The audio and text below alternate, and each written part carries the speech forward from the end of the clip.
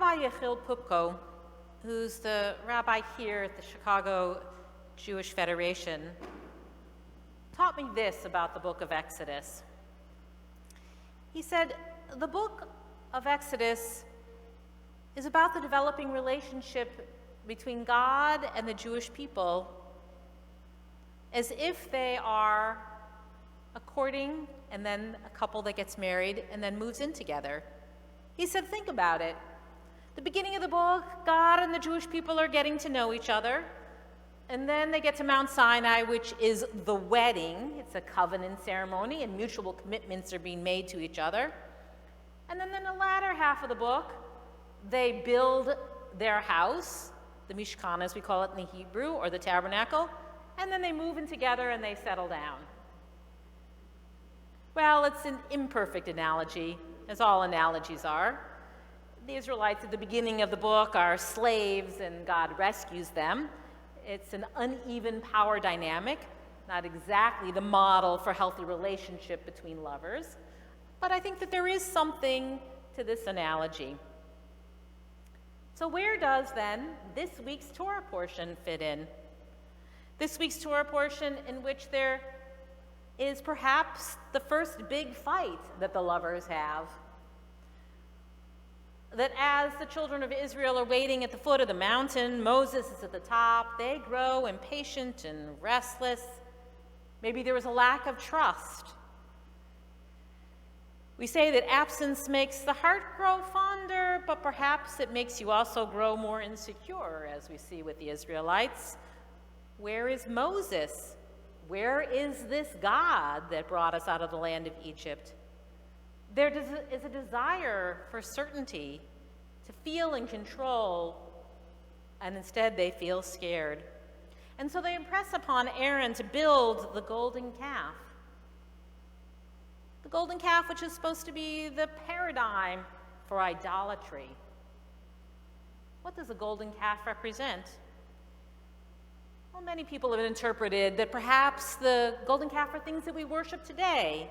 Money, power, fame, things that we want.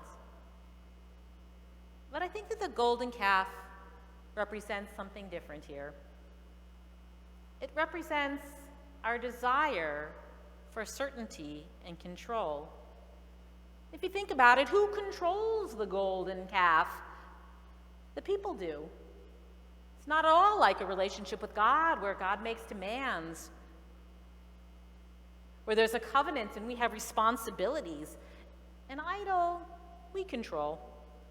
And what does the calf demand of them? Nothing. And on either side of the golden calf episode, we have the commandment to observe Shabbat. As Rabbi Mehmet Folder began in our meditation, Vishamru, that very famous section that we sing every Friday night, to speak to the Israelite people and say, you must keep my Sabbath, Vishamru et Shabbat.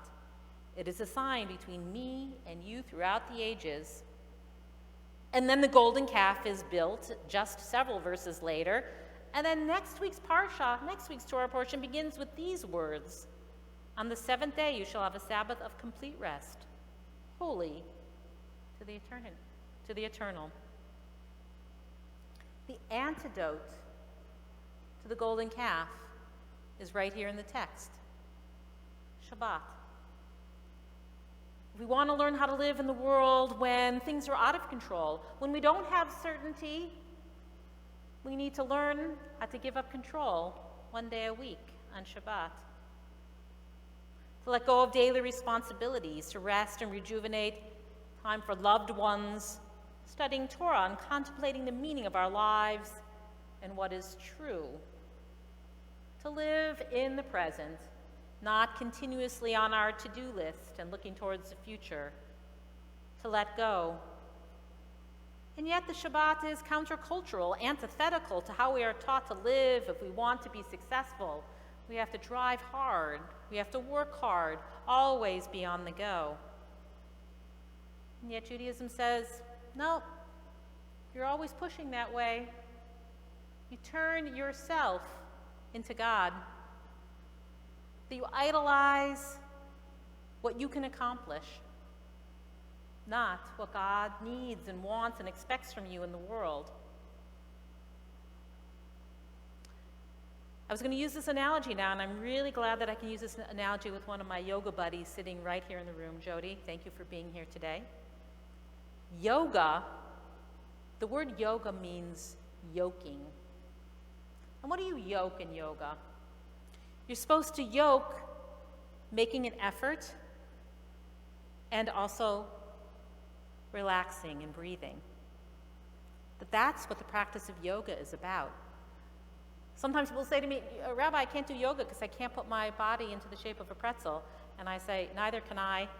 My yoga teacher, our yoga teacher, always used to say, Andrea, you're the most inflexible person I've ever met, and I've been doing yoga for 25 years. But that's not the point of it. The point is to learn, how do we create effort and also relax simultaneously in that moment? And that's what Jewish tradition is teaching us by the arc of the week, that we have 6 days in which we put in that effort and we drive forward, and then on the seventh day, Vayinafash, as Rabbi Memes Foler taught us, we are refreshed. We breathe deeply and let go. The word for observing Shabbat in traditional circles is to be Shomer Shabbat.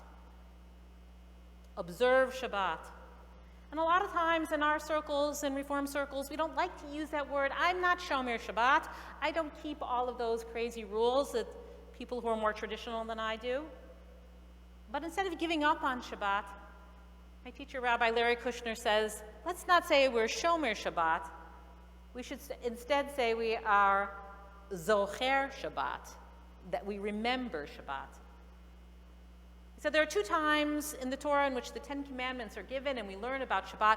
One is in the book of Exodus, in which we're told Shomer, to observe Shabbat.